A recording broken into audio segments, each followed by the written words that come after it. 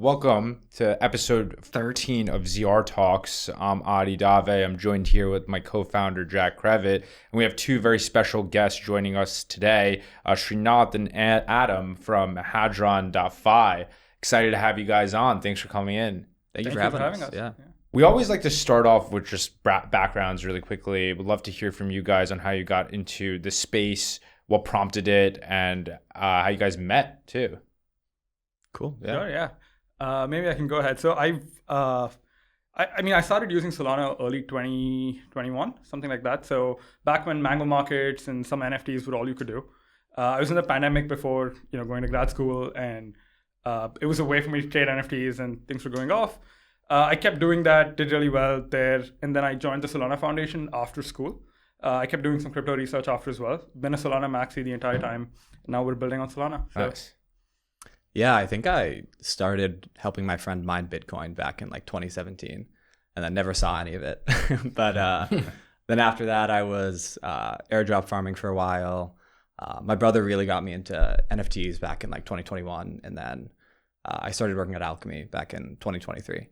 And Srinath and I met over a year ago now, and we were basically prop market making our own capital on UniV3 style pools on Orca.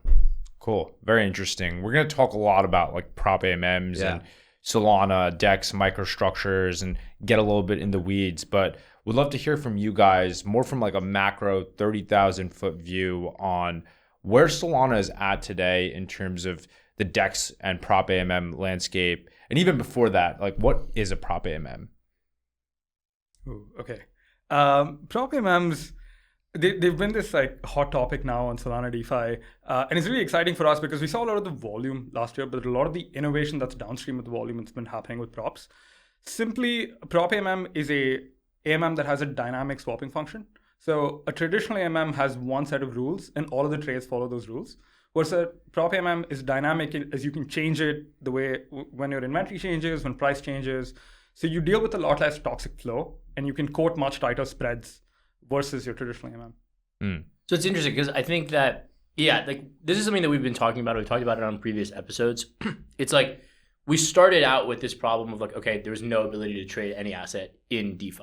And then Uniswap comes along and they have this, beautiful, simple, we all are going to follow this rule. And then people say, okay, well, let's try to figure out ways to concentrate more of the liquidity in the middle to get better pricing and figure out all these different ways of kind of trying to just maximally optimize.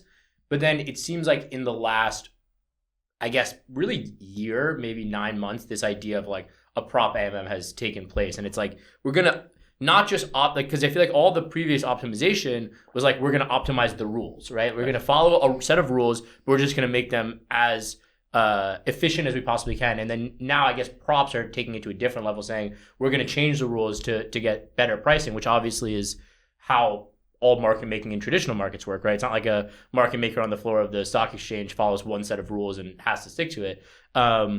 So I guess, but usually we think of props almost like trading firms. Is that fair? And if it's not, what is the broader prop umbrella that we should be thinking about?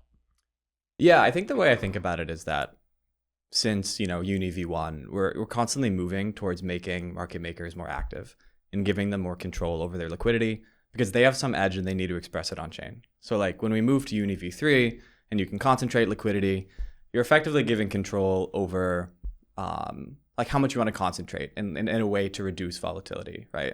As we go to UniV4, we give even more control to the market maker. And then with props, what they've done is they've generalized it even further, even past that of an order book, which has only, discrete price levels.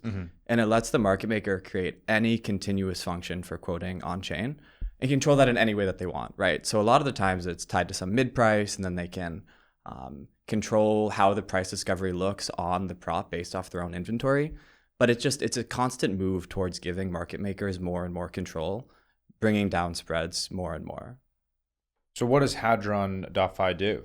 These Prop AMMs, I think we've seen, let's say 7 to 10 teams develop their own Prop AMMs. And they're all pretty different, right? And they all sort of follow different logic. They're all fighting on different edges. And what we're doing at Hadron is we're generalizing all of that to create a permissionless product that anyone can use. So if you're a market maker, big or small, and you want to spin up your own Prop AMM with your own custom logic, you can do that through Hadron in 15, 20, 30 minutes without having to write the contract yourself, without having to audit the contract yourself, and then without having to go get all the BD integrations for Flow, which is a process that might take, like 3 to 6 months. So we give market makers that control as well as teams. So like if you're an RWA issuer or you're a stablecoin issuer, or you want more control over your liquidity, that's really hard on UniV3 style pools, only in that there just aren't that many levers, there aren't that many controls. But we give them, as well as the market makers, this way to spin up their own Prop AMM where they have full control over it to control how they want price action to look, how tight they want their spreads, and give them ways to sort of reduce toxic flow as well.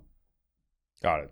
That makes a lot of sense. So, it's interesting at ZenRock, we've launched 2 assets, right? zenBTC, which is a distributed yield-bearing wrapped Bitcoin product that was launched in August. And then we also launched zenZec, which is a wrapped Zcash product that was launched in November. And historically, with zenBTC specifically, we had, initial issues of just like liquidity, and people couldn't even come in or out sometimes out of the asset via even aggregators, just because sometimes there wasn't enough liquidity, sometimes there was only liquidity on the sell side, etc. So it caused a lot of issues for us. But then when we had zenZec and we launched it, we really leveraged Prop AMMs for it, and it helped us out so much because we ourselves didn't actually need to provide a lot of the liquidity and work through props, and they were actively managing a lot of the liquidity there, making sure that it was in range, etc. So it didn't cause any real major problems from a user perspective. And I see that trend only continuing. I mean, it's pretty crazy to see Humidify, GoonFi, SolFi, all these different Prop AMMs just launched 9 months ago, really, and now are controlling 90% of Sol USDC flow on Solana. It's really impressive. Where do you see this really evolving now over the course of the next 12 months, given how fast everything has happened and how Prop AMMs are actively starting to control a lot of the flow for all assets? Yeah, so first, it is crazy how quickly props have taken off. A lot of that volume has been concentrated to the top 5 or 6 largest assets. Sure. I think it's really just been Sol USDC. Sol USDC, right? So Humidify tried quoting a few other assets. Yeah. Typically, these firms, they're prop firms that trade short tails, and they have a very specific strategy, and it works that they have enough volume to do that. But our idea is there's these 2 other big categories: market makers that have edges in other assets, and people that want to market make long tails. So every market should be traded with a prop. If it's possible, and it is possible with Hadron. And so that's where we think it goes from, some assets being props to everything being primarily traded on Prop AMMs. So pretty much the entire point, if I'm understanding it correctly, is it's everything you need to set up your own prop in a box. And me as so I guess the customer base is kind of sophisticated traders who believe for whatever reason they have a specific market where they feel like they have an edge. Maybe they have better info or whatever. Or maybe they just have a better algorithm for a specific market. Find a market that is increasing in volume, but maybe just doesn't have liquidity for whatever reason. And so they can come to you immediately. You're plugged into all of the important aggregators, so you're tapped into all of the major flow. But they can then tweak it however they want. Is that? Yeah. So there's 3 big categories we're working with. One is the market maker.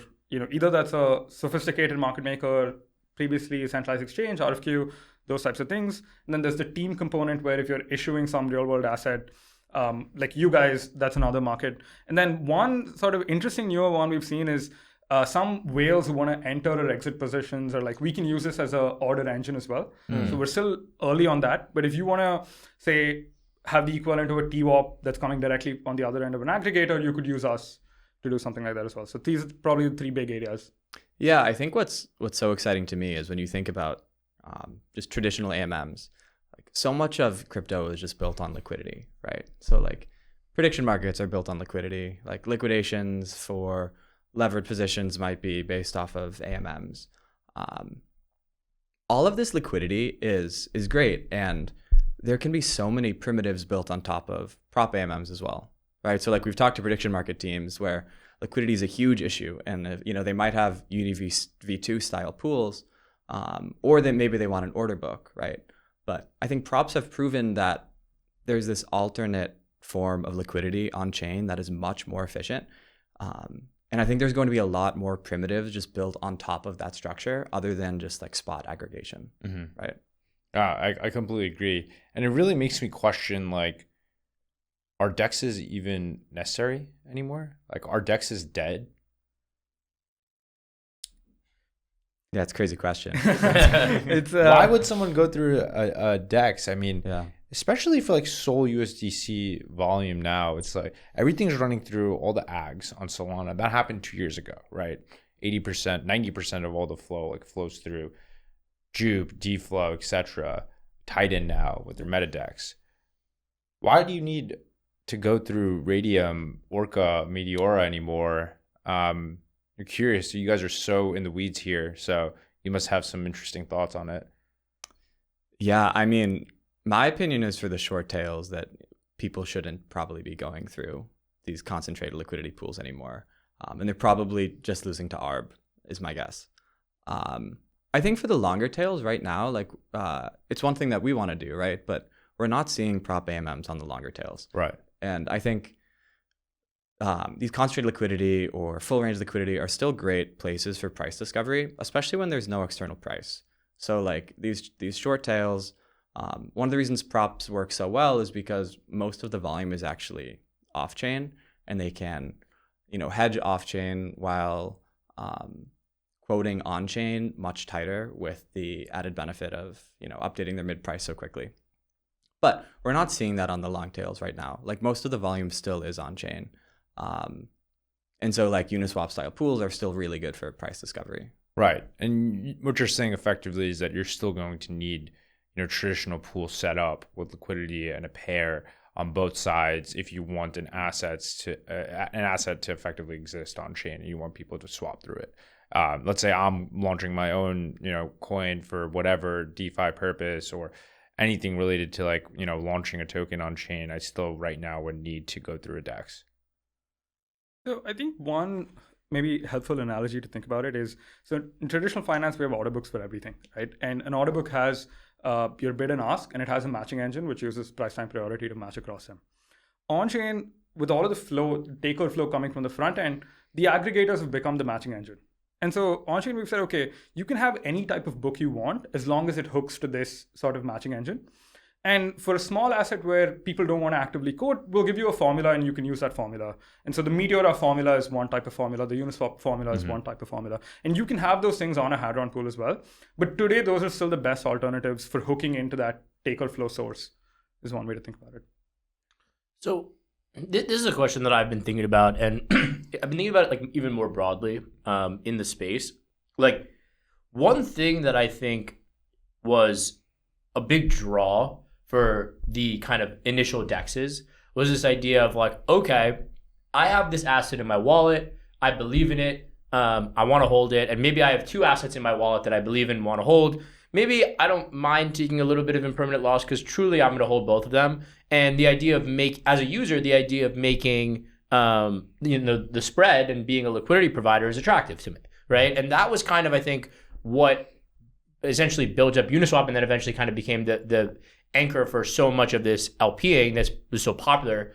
But it seems like now, I don't want to say that's dead, but I do think that from speaking with, a lot of prop providers in the space and a lot of really sophisticated people, it seems like more and more that putting liquidity into like idly sitting in DEXs is kind of just like, free ARB opportunities for more sophisticated props, right? And I think that many people, myself included, have had the experience of like realizing like, wait, I'm providing liquidity, I'm taking on extra risk, and like it feels like all I do is get picked off all day long, and like many people are not providing as much liquidity. And I think that's actually a big net negative for the space because, we want to have as much depth as possible. So I guess the question is like, first of all, do you agree with my assessment? And then if so, what is the solution to kind of say for someone like me who isn't gonna think about trading 24/7? I have a lot of other stuff going on, right? But I would like to have my assets be active in DeFi and earning me yield and be productive. So like, where does this go? Like, where does it go for the user who's not a market maker who just wants to participate kind of passively in DeFi? Yeah, it's an interesting question. And I think one way to think about it is, if you think of the Uniswap formula as a vault and less so as an AMM, then it opens up the possibilities of what's possible, right? So a vault is some formula on top of some liquidity that trades to make you a return. The Uniswap formula was a source of liquidity, but it also gave you some return based on the tech formula that you had. People will build other types of passive products for people to make yield. It may not continue to look like Uniswap pool for a very long time. So I think there'll always be retail users getting access to yield will be always a key pillar of crypto, but the way we do that will change significantly as props become more prolific. Like, do you see it a world where like I just say, hey, here's like 5 or 6 of my assets, like give it to you, right? I give it to one of the market makers who's on your platform. Maybe there's like essentially a market for these different market makers because they all have different algorithms, they have different performance, and then users kind of are more just LPing into these various prop products rather than like directly on DEXs. I mean, is that what you see, or if not, like how would you describe it? Yeah, I think in all truthfulness, it's not something we've solved yet. We're thinking about vaults in ways that more passive users can hook in here. I think one exciting thing, and like the reason I got interested in crypto in the beginning anyways, is just like composability. Yeah. And just how interesting composability is. So like right now a Hadron pool can be owned by a market maker, or it could be owned by a contract, right? So like a contract that you create, which you can think about as the vault, could own and operate a Hadron pool. So I think that really opens the possibilities of, then you're not just like giving money to a market maker. It's still this sort of DeFi type situation where you're giving it to a contract, and that contract is controlling your LPing into this still formula-based solution, right? So there's a lot of like interesting potential vaults that people could create on top of a Hadron pool, or just on top of props in general, because things are composable. Yeah. And that also opens up the door to multiple different DeFi primitives. You know, like it's for me conceptually, it's kind of difficult to imagine a world where even like, let's say we have an RWA asset like gold that comes on chain, directly goes to props, and then you still are missing that piece in order to add to composability in terms of offering like incentives to people that actually want to deposit liquidity in and earn some rewards as a result of depositing liquidity. You can't do that really as a retail user for props. So the retail user in terms of actually liquidity providing is going to change dramatically in the next couple of months, really, as all volume for all assets really go to props. So I think that's an interesting dynamic. But on the other hand, you could still have lending pools, you could still have credit markets, you could still have everything else in terms of DeFi without needing to go through a DEX right now. Like I could just go through you guys if I had an asset and still have, that asset on Camino Lend, Loopscale, Project Zero, etc., without even having to touch the DEXs at all, which is like really, really novel and interesting. My next question is really, taking a step back, why do you think Prop AMMs have exploded so much on Solana but not on Ethereum? And have you guys discussed that at all? Is Solana just perfectly built for this new future of internet capital markets? Yes, it is built perfectly for internet capital markets. You guys are yes, it is perfect. Yeah, I think a lot of it is just that the constraints of Solana made props and necessary invention quicker, but now we're seeing props on base. Okay. I think the 0x team spoke about like a handful of Prop AMMs coming on base and other places right now. Part of it is that MEV and the way blocks are built on Solana are very specific, and so the solution to ARB was something we needed faster than say some of these other people. And the low cost obviously helps you constantly update, and that's still expensive to do, but there was enough volume and this market structure where all of the flow came from all of these front ends. So you needed this combination of everybody trades on the aggregators, cheap fees, MEV problem because of the way transactions are ordered, and then altogether is a solution to that problem emerge. Mm-hmm. And then I guess the follow-up is like, why haven't even aggregators taken off more on Ethereum? It's a good question I think about a lot. It's crazy to me that people go to the Uniswap fund, and I love Uniswap. I think part of it is like UniV4 can't be aggregated in the same way. So like you can't really, as far as I know, correct me if I'm wrong, you can't really aggregate hooks, right? Like I think UniV4 is such an interesting novel solution to giving market makers more control. But because they have these effectively, CPIs on Solana, but on Ethereum, you can't actually aggregate them. Whereas props are aggregatable because they feel just like an AMM, but still giving more control to market makers, which is so interesting. Yeah, it's really interesting, and I just see this like constant comparison happen all the time between, Solana DeFi landscape and Ethereum's DeFi landscape, and Ethereum consistently keeps outperforming Solana in terms of like just net assets and RWA issuance, but Solana consistently outperforms Ethereum in terms of DEX activity and volumes.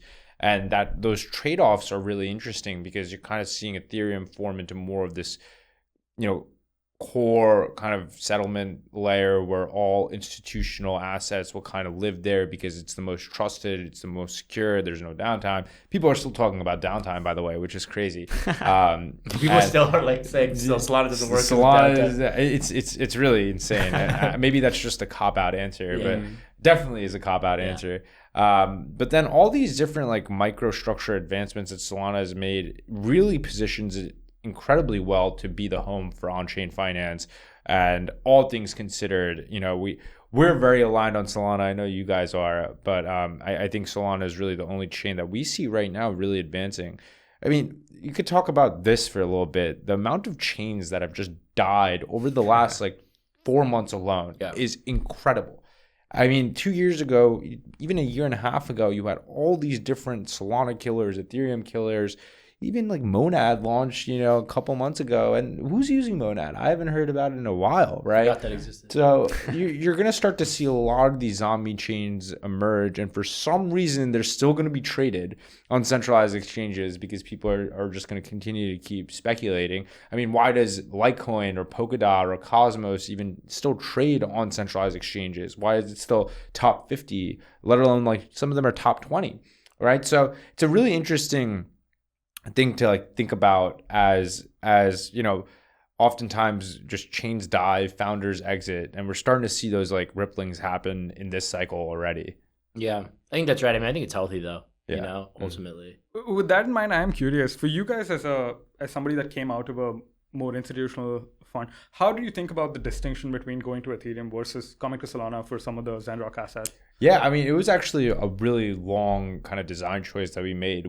We ended up speaking to pretty much every single Ethereum application across lending, across across different sort of DeFi primitives and use cases. And ultimately, we're going at it from the perspective that, hey, we're going to be launching this wrapped Bitcoin product. We'd love for it to be listed on your lending on your lending protocol. And it's like always so bureaucratic where the first guy you would speak to would connect you to another guy who would connect you to another guy who would connect you to the guy who runs the DAO, and then you would have to write a forum. You would have to write a proposal on the forum and have to get accepted. And it was really hard to spin up lending markets. Maybe that's changed. I haven't really spent much time in that world over the course of the last year or so. But when we went to Solana, it was a very different story. We spoke to one person, got things set up via Camino. We're speaking to Orca, speaking to the foundation, etc. And it was very easy to just do business. And I think that's sort of the way we like to do business at zenRock as well. And frankly, it was also Ethereum had a lot of different wrapped assets and wrapped Bitcoin assets, and it was tough to see where zenBTC would really fit in from that perspective. Obviously, zenRock has evolved, and we do think Solana is our home. But during that time, it was a bit more of open playing field for zenBTC specifically. And personally I think just diving into the weeds of Solana microstructure and DEXs, it's really, really interesting to see the trade-offs in a positive way that Solana has made in order to actually get more institutions on board, get more market makers on board, and have a real trading environment that compares directly to NASDAQ and traditional markets. Yeah, and I think that even adding to that, like, it even goes back to the same concept we were talking about a few minutes ago of like, why are these things not evolving as quickly on Ethereum? It's like, well, Ethereum again is amazing. Ethereum mainnet is has so many incredible properties, but it's slow. It's very slow, and it's very difficult to get things done. You're not going to get like new assets listed on platforms. I mean, the cold start, handling the cold start problem on Ethereum mainnet, like, you have to be doing something like truly like so revolutionary that you can't be ignored, right? And like when you're someone like zenBTC, we're coming to these protocols and we're saying, look, we have all these amazing qualities that makes us a very differentiated Bitcoin. And I think we are the best Bitcoin because of the fact that we have yield, but it's not based on these hidden hedge fund risks. I mean, most wrap Bitcoins really rely on one of two yield sources or a combination. One is that they take your Bitcoin and they go to Binance or some other platform and run a Bitcoin delta neutral hedge fund, which has a lot of embedded risk. And we've seen some of those strategies blow up. I don't think there's anything necessarily wrong with it, but it's just a totally different risk profile than saying like, I'm going to hold Bitcoin, right? The other way that people have been able to get yield on Bitcoin is essentially just creating a token and Ponzi-nomics, good old fashioned Ponzi-nomics, giving out their token, not really ever having an economic model that ever actually can make sense, or having an economic model that maybe it makes sense, but they need, 100,000 transactions per minute to earn enough to pay back the yield that they're paying out, which is just not realistically ever going to happen within the next, period of years. So by the time it even could work, the whole thing's already, gone. And so we see that like these are the two ways that everyone is getting yield on Bitcoin. We're coming at it from the perspective of, look, we are doing it all through fees. All of the yield on zenBTC is yield that is paid via fees that are earned by the ZenRock protocol, including off-chain contracts, which we talk about more in the light paper and whatever. But really the point is we're saying, okay, we go to these protocols, we say, look, we have a totally differentiated Bitcoin that has completely different properties from all the other stuff. And people are like, yeah, I mean, that's great. But to Adi's point, it's like go through governance, Whereas when we went to Solana, we started talking to people, we say, hey, we have a differentiated Bitcoin. It has all these amazing properties that makes it kind of a fundamentally different product than what's out there right now. And people are like, oh, cool, let me read the docs, right? Cool. People go, they read the docs, they come back like, okay, I get it. This is cool. We want this on our platform. Like, let's make it happen, right? And, it's not always like snap your fingers and everything just works beautifully in the first second. But I think that the piece that we both feel very strongly about Solana is this desire to get things done. People in the community that want to get things done, they want to work with you, they want to find ways that we can kind of mutually benefit from commercial relationships. And that's something that, again, I do think it exists on Ethereum. I'm not saying it doesn't, but it's a lot less. I'm curious, do you guys find that, and kind of like how has your journey been in terms of like making partnerships and that sort of stuff? Yeah, I think just the kindness and the string of conversations where A introduces you to B to C to D, and then finally getting to, well, not finally, everyone was great to talk to, but getting to maybe who you wanted to talk to in the end, I think is so unique to Solana. Everyone wants to help. Everyone wants to see the chain, the ecosystem succeed, and everyone understands that it's a communal effort. And everyone's excited about something new. And I think that's really exciting. Just, seeing something truly new, and trying to figure out the ways to, just introduce people. And I think I could go on forever, but my point here is like, we've just gotten so much support and help from, people like you and just other teams wanting to help out. It's been amazing. Yeah, well, I think that the point is, which I think everyone is really excited about, and kind of this reason why you feel this energy is, I think we all realize on Solana right now, like, hey, like we actually are all going to, build the biggest companies if all of us succeed together. Right. And obviously not every single company is going to succeed, but the size of the TAM and the size of the opportunity here to build out, like essentially rebuild, capital markets, rebuild payments infrastructure is so big that it's like we can all become huge businesses and barely touch each other and have room for 60,000 other businesses to spear up in the next couple of years. And so there's just so much opportunity that it's not as at each other's throat as, maybe other ecosystems or even other industries. It's really interesting points that both of you guys made, but a lot of different thoughts come to my mind. I've been in this space since 2019. Was at Consensus, was at Chainalysis, was deep in DeFi at a venture capital fund for a little bit before joining 10T and 50T, and then evolved into ZenRock. And over the course of the last 6 years, you've always kind of seen an evolution of stages for how crypto sectors have really evolved. And I think two of the main sectors that we're seeing evolve right now is DEXs and actually DAOs too. And there's this news, I think it was yesterday or even this morning on the Aave chain initiative, kind of stepping out of Aave to a degree, and it brings up a lot of thoughts of how DAOs are going to evolve in the future. And that was the reason why we didn't actually end up even going and providing zenBTC to Ethereum, because we didn't want to get through all the bureaucracy. It just seemed like a bridge to nowhere. But how I haven't written in a DAO since 2022, or I can't remember the last time, or voted on a proposal or anything like that. It's just not something that's part of my on-chain day. Whenever I open up my laptop and start messing around on chain and seeing my wallet, I'm not actively voting on a proposal or writing anything in a proposal. But how do you see governance really play a part in broader DeFi in the next couple of years, or do you think it's not even existent anymore? Yeah, so it's interesting. When I was deep in DeFi in 2020, DAOs were something that didn't really come to the Solana landscape very much. The one thing that I do think recently has done really well is the MetaDAO, sort of the way they've tried to set up.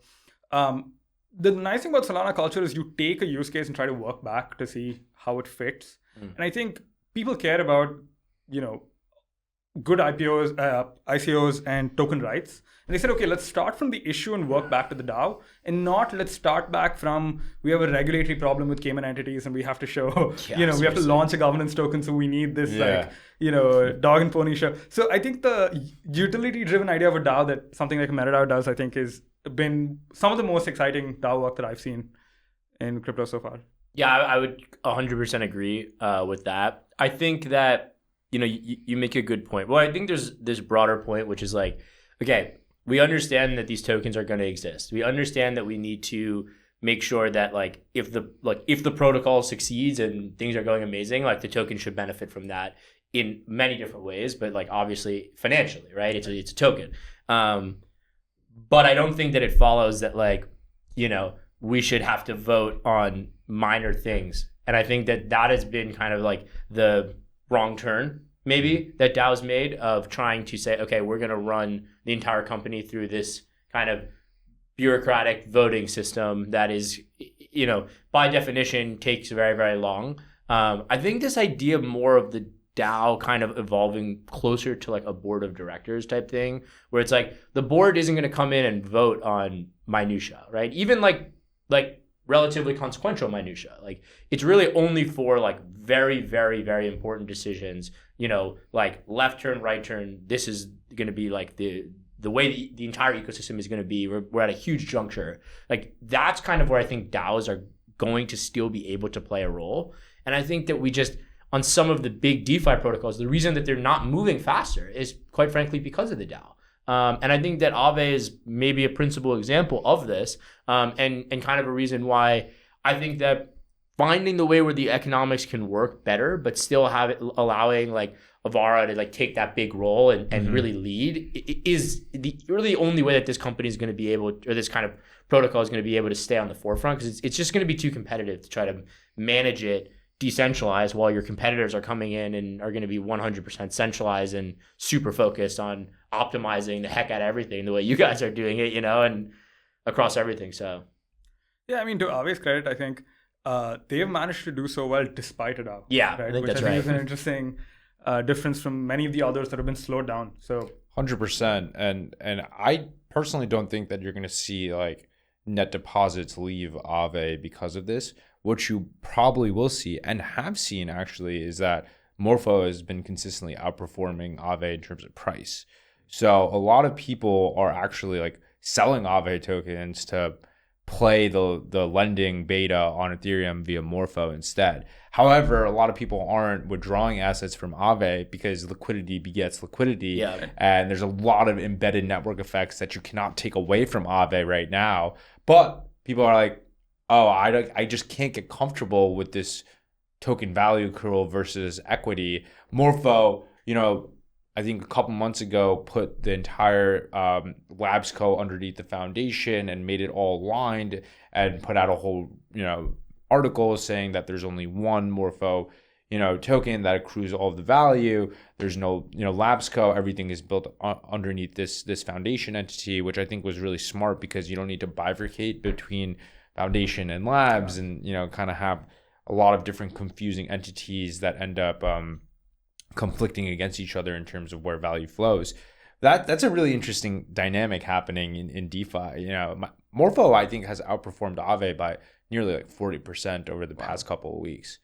So I think it's also we're at the right juncture where this speed of movement is going to matter a lot, because with the stable coins are another big catalyst, right? Where when people want yield, whether it's B2B movement with stable coins and that idle asset needs yield somewhere, can you then innovate as stablecoin rules become better is going to make a big difference to whether Aave remains the dominant player or Morpho or a Camino or Loopscale, someone closer to home starts eating more of the pie.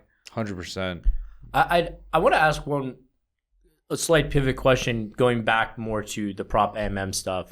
I think one thing that the, I guess, Uni V1 pool solve for, right, is that when I show up as a user, I want there to always be a market there, right? And like before that, it was like, yeah, maybe there was someone making a market for you, but maybe not. And that's kind of the issue, right? So I guess my question is, as more and more of the volume and therefore kind of more of the pricing and kind of the whole market goes towards props, it's kind of like, well, that's great because we're all going to get better pricing when everything's functioning. However, what happens when things aren't functioning, right? What happens when there's a serious issue on chain, whatever it may be? It could be a broader macro event, not just like, right, even this Bitcoin sell-off, yeah, we're down 50%, but like it's been all very orderly, right? We haven't seen any cascades. We haven't had any massive protocols blow up. We haven't had any legitimate kind of credit issues, right? So what happens when there's a big credit issue? Do we see a situation where the Humidifies and the Solfies and all these players and people on your platform all pull liquidity and say, you know what, we're just going to wait this out? Because a lot of traditional market makers do that, right? And there's a lot of kind of things in place in traditional markets to kind of make that less possible and try to prevent that from happening. But on chain, what's to stop these players, right? And so I guess my question is simply, is this move from traditional DEXs to props in a sense like making the entire system more fragile?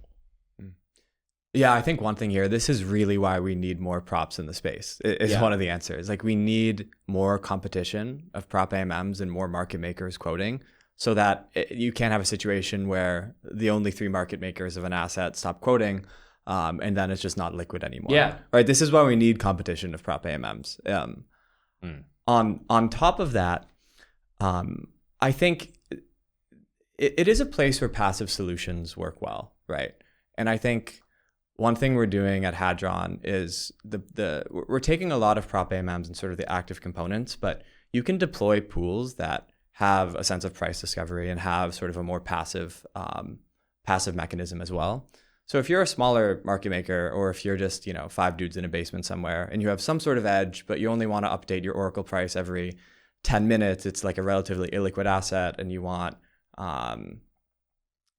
price discovery between those, that's possible. So like it doesn't have to be just only this active solution where people are pausing when they see some sort of risk. Like you can build into these pools ways to react to toxic flow, ways to react to volatility, and ways to react to sort of not receiving quotes. So I guess, yeah, the point is to defragilize the system. Right. We need more players. That makes sense. I guess just another question that I'm thinking about, like first of all, so we have the zenBTC market on Hadron right now, right? Can you talk a little bit about that market and maybe what is different, better about it versus other venues? And then, like, again, one thing I find interesting is that as the user, you may not even know you're trading with Hadron, and that's kind of the whole prop thing, right? So I guess just talk a little bit about the zenBTC market that's live now and kind of what the user should expect and what the benefits are. Yeah, so I think this is actually a great example to explain why there is a liquidity problem with assets like Bitcoin. So with zenBTC, most of the volume for Bitcoin is on Binance or in other places. But when you buy and sell BTC on chain, it doesn't matter to you that it's a wrapped asset or that most of the liquidity is somewhere else. It matters to you that I get good execution, I can go in and out of my trades, and I'm not worried that I will have this huge loss from trading zenBTC on chain versus going and trading somewhere else. Mm-hmm. And so the way we do that is we say, okay, there's two big levers you have. One is, what is the off-chain price at any point in time? So we have something to anchor around.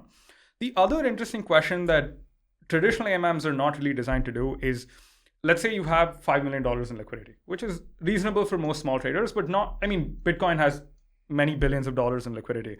So how do you trade a $1 trillion asset with $5 million in liquidity on chain, right? You do that by saying, how much liquidity is required to move price, and how do I map that for the asset in a way that's sensible, and how do I keep tweaking that as my risk changes? Mm-hmm. And I think a Hadron pool lets you take all of those ideas and throw that into an on-chain structure that does that.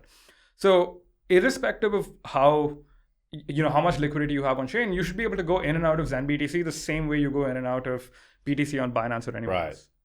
Right. And that makes a lot of sense. And that's a reason why all these Prop AMMs have been competing directly with Binance. I mean, I saw even like 2 months ago that HumidiFi surpassed Binance in terms of volume on Sol USDC spot on Solana, which is incredible. And, we fundamentally believe that majority of the Bitcoin that's traded will be traded on chain, and where that will happen is on Solana. And the path to that future is working with people like you, working with Prop AMMs in order to make that a reality.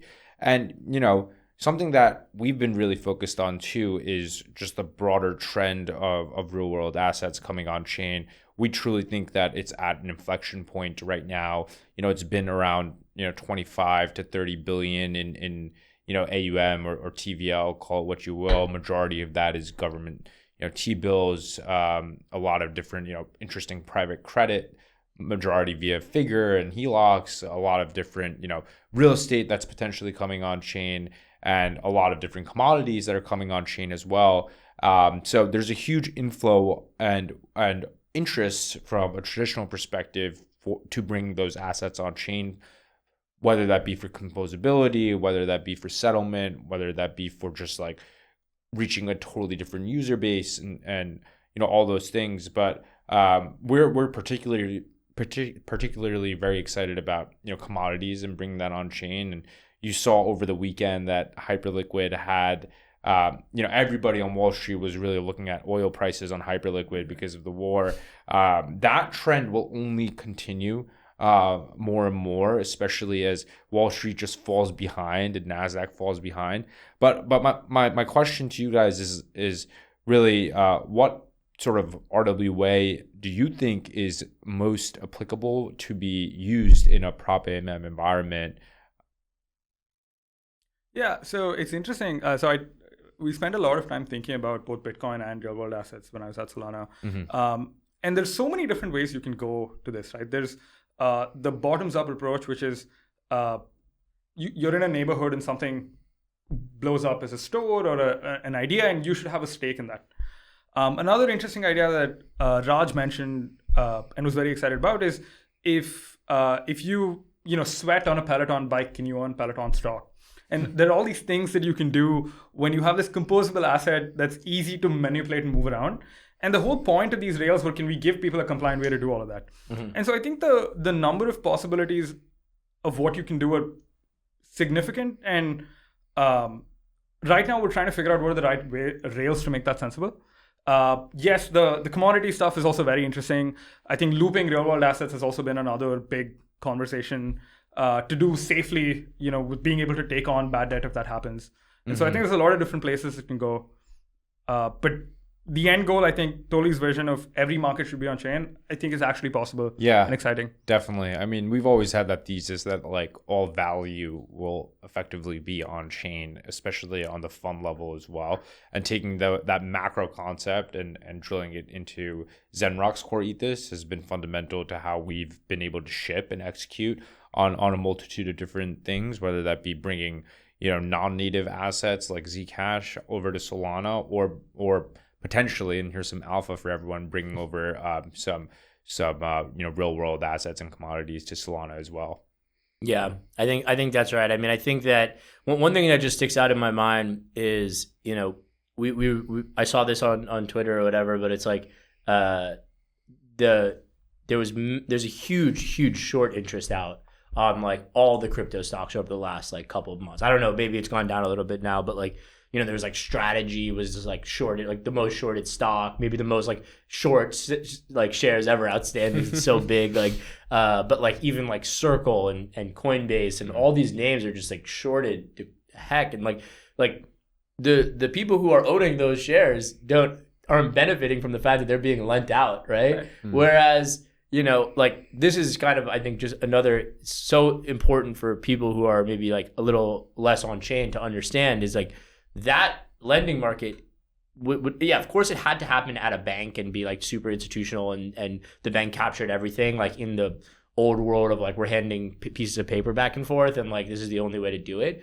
Like that is just so not the case anymore, right? There's no reason why we can't have a platform where if you want to short a stock, you can just borrow it from me, borrow my share, and maybe that means I take the risk. Maybe the platform has a way of handling it and margin is happening more dynamically. I mean, we're seeing cross margining happen across so many different places. And I think it's still so early on that front, but it's important to understand that it's all of this nets out to more economics coming to the user and to the asset owner and owning more of kind of the value stack all up and down. I think what you guys are doing is just kind of another iteration of that pretty much, right?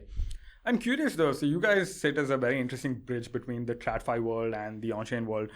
How are people reacting to the HyperLiquid, volume move happening? Is this a wake-up call for them? Is this, we really need markets to be 24/7 much quicker than they are on like the ICE exchange roadmap or CME's roadmap? Or what are you seeing on ground of how people are reacting to this? I personally think a lot of them are viewing this as a massive disruption to what they've been used to for the last 50 years as an investor, trader, as someone who's operated on Wall Street for a while. They're like, holy shit. I mean, what is going on here? I'm able to settle trades instantaneously and also do that 24/7.